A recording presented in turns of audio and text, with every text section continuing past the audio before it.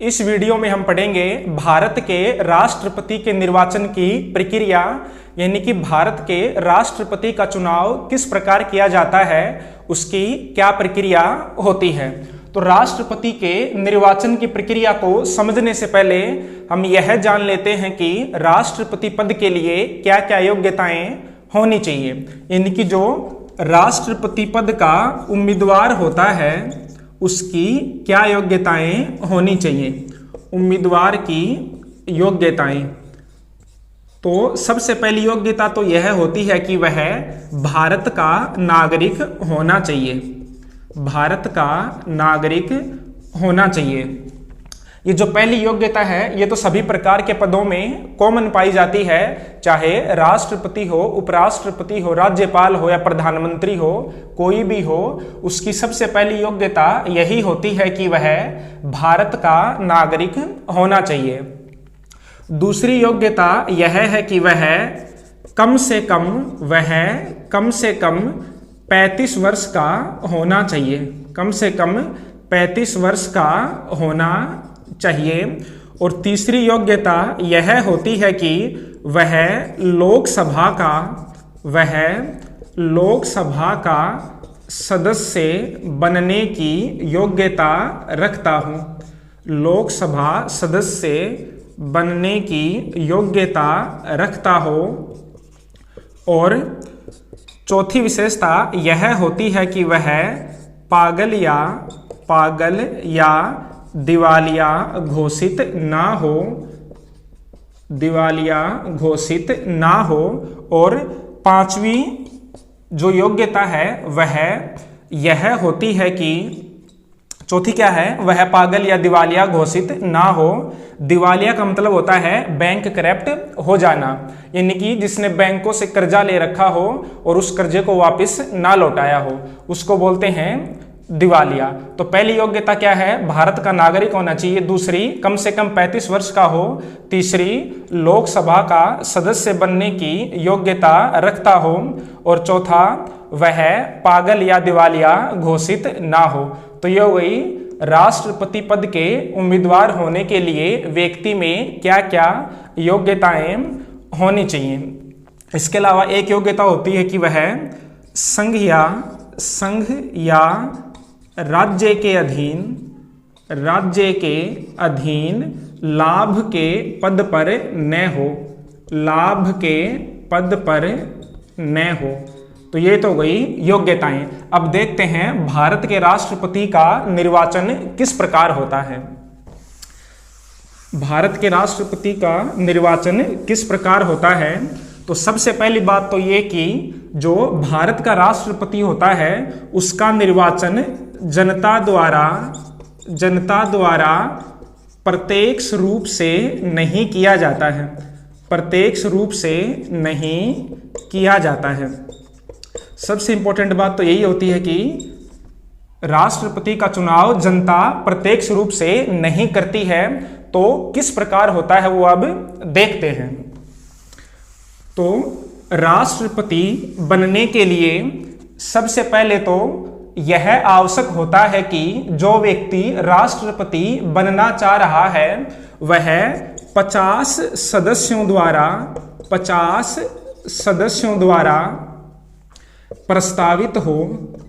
प्रस्तावित हो तथा 50 सदस्यों द्वारा अनुमोदित हो। इसका सीधा सा मतलब ये होता है कि राज्यसभा और लोकसभा के कम से कम 100 सदस्यों का उस व्यक्ति को समर्थन होना आवश्यक है, तभी वह राष्ट्रपति पद के लिए उम्मीदवार हो सकता है या चुनाव लड़ सकता है। अब सबसे पहले राष्ट्रपति के चुनाव के लिए एक अधिसूचना जारी की जाती है। और यह अधिसूचना कौन जारी करता है, चुनाव आयोग जारी करता है। राष्ट्रपति पद के लिए चुनावों की अधिसूचना चुनाव आयोग जारी करता है। और जो राष्ट्रपति का चुनाव होता है उसमें एक निर्वाचक मंडल भाग लेता है, निर्वाचक मंडल भाग लेता है, और इस निर्वाचक मंडल में 3 प्रकार के मतदाता शामिल होते हैं। राष्ट्रपति का चुनाव जनता द्वारा प्रत्यक्ष रूप से नहीं किया जाता है, बल्कि एक निर्वाचक मंडल द्वारा किया जाता है, और इस निर्वाचक मंडल में 3 प्रकार के सदस्य होते हैं। पहला, संसद के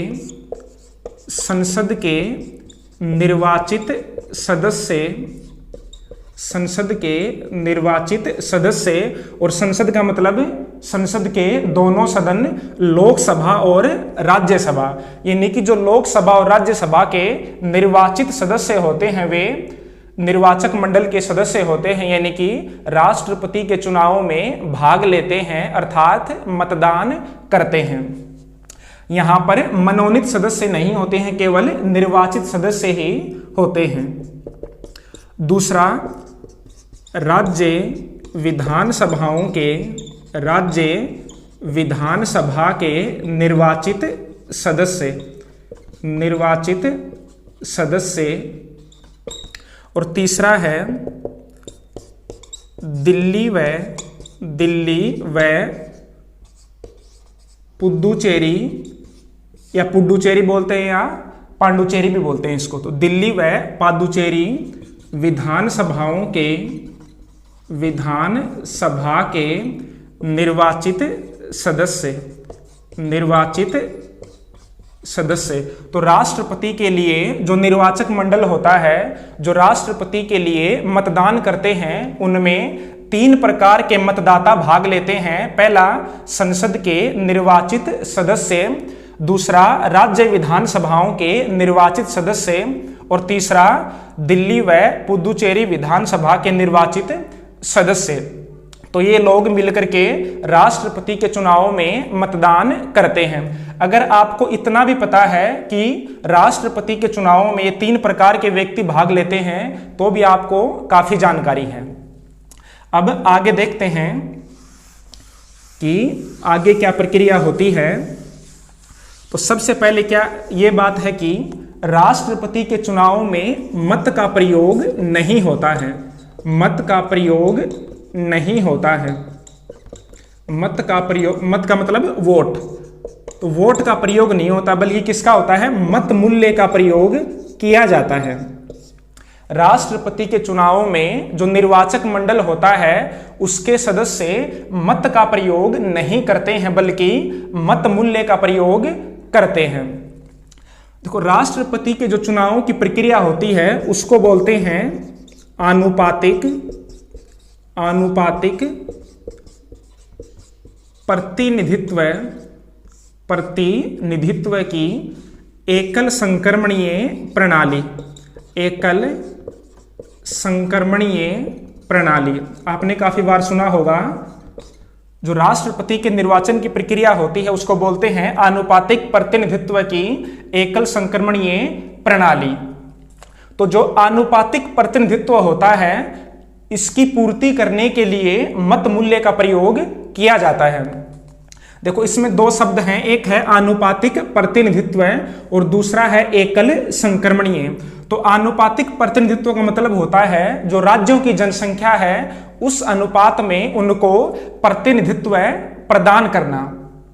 तो जो आनुपातिक प्रतिनिधित्व है यह मत मूल्य के द्वारा लागू किया जाता है। और एकल संक्रमणीय का मतलब होता है एक उम्मीदवार के जो मत होते हैं या जो वोट होते हैं उनको दूसरे उम्मीदवार को हस्तांतरित कर देना या संक्रमित कर देना, उसको बोलते हैं एकल संक्रमणीय। तो वास्तव में जो निर्वाचन की पद्धति है उसका नाम ये है, लेकिन एकल संक्रमणीय पद्धति का प्रयोग, यानी जो एकल संक्रमणीय है इसका प्रयोग तभी किया जाता है जब 2 से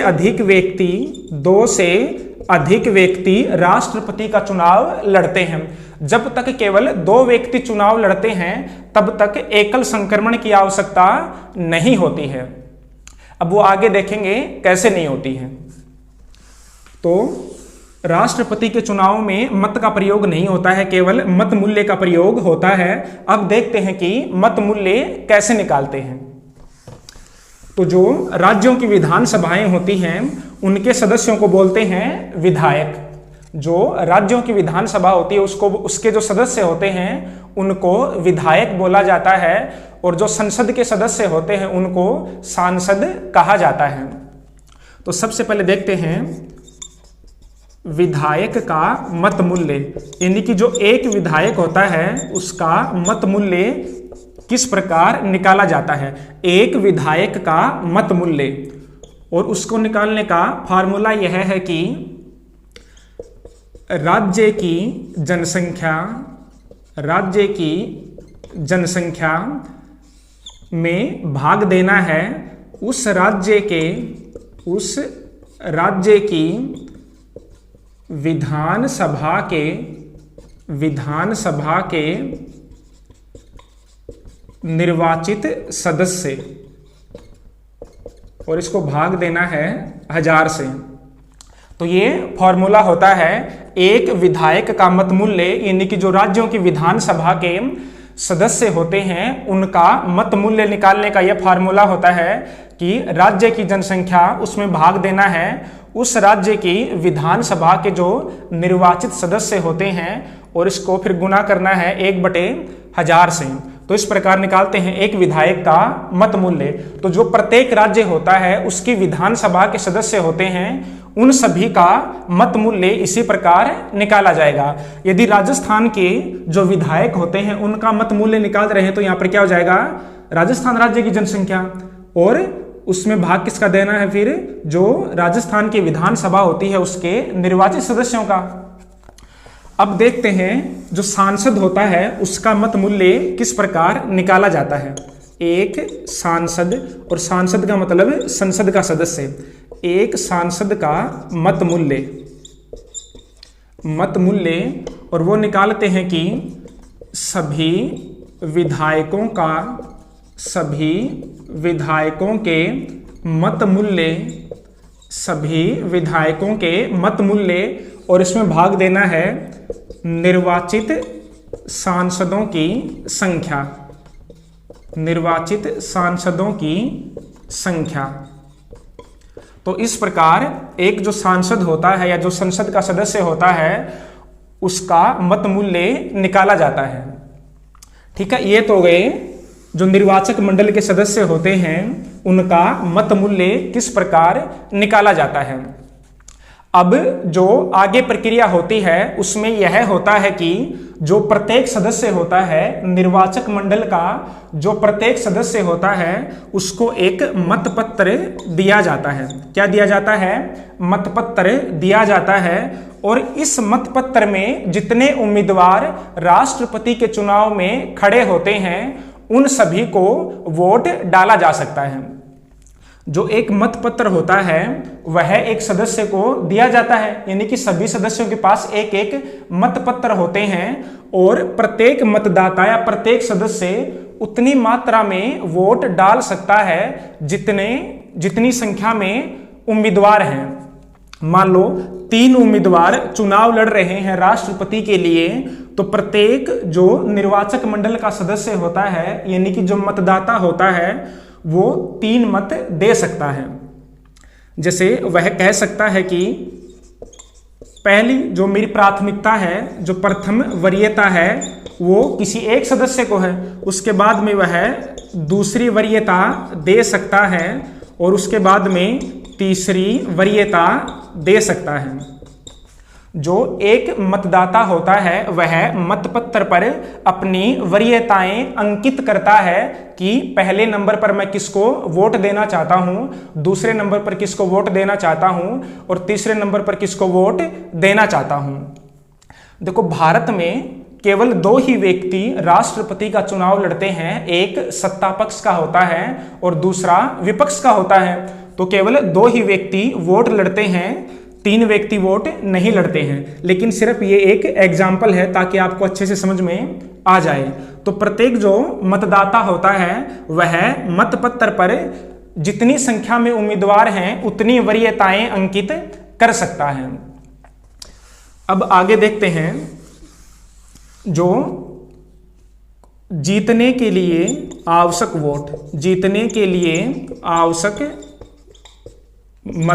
मत या वोट, अगर किसी व्यक्ति को राष्ट्रपति पद के लिए विजयी होना है, राष्ट्रपति पद के चुनाव में जीतना है, तो उसको कितने वोट मिलने चाहिए? तो कुल मत बटे 2 प्लस में 1, इतने अगर कोई उम्मीदवार वोट या मत प्राप्त कर लेता है तो वह राष्ट्रपति का चुनाव जीत जाएगा।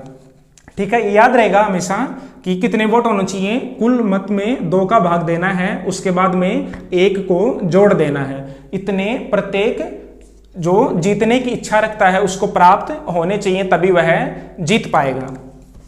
अब मान लो कुल वोट पड़े 1000, सिर्फ मैं एग्जाम्पल लेके समझा रहा हूं। मान लो कुल वोट पड़े हैं 1000, तो जीतने के लिए आवश्यक कितने वोट होंगे?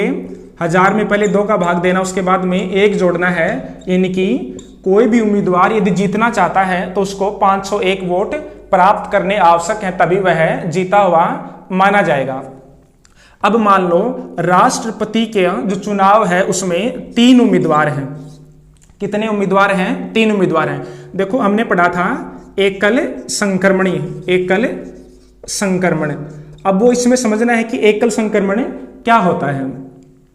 तो मान लो 3 उम्मीदवार हैं, ठीक है, और इनको वोट मिले हैं। टोटल वोट कितने हैं? 1000। इन 1000 वोट में से ही इन तीनों उम्मीदवारों को मिले हैं। और मैंने बताया था कि प्रत्येक जो मतदाता होता है वह जितनी संख्या में उम्मीदवार होते हैं उतनी संख्या में वरीयताओं का निर्धारण कर सकता है। मान लो ये 3 वरीयताएं हैं। देखो अगर आपको ये समझ में नहीं आ रहा है तो कोई समझने की आपको आवश्यकता बिल्कुल भी नहीं है, क्योंकि राष्ट्रपति के चुनाव में भारत में 2 ही व्यक्ति भाग लेते हैं, तो उनमें से एक व्यक्ति तो जीत जाता है, दूसरा हार जाता है। तो एकल संक्रमण तब अपनाया जाता है जब एक से अधिक व्यक्ति चुनाव में खड़े होते हैं।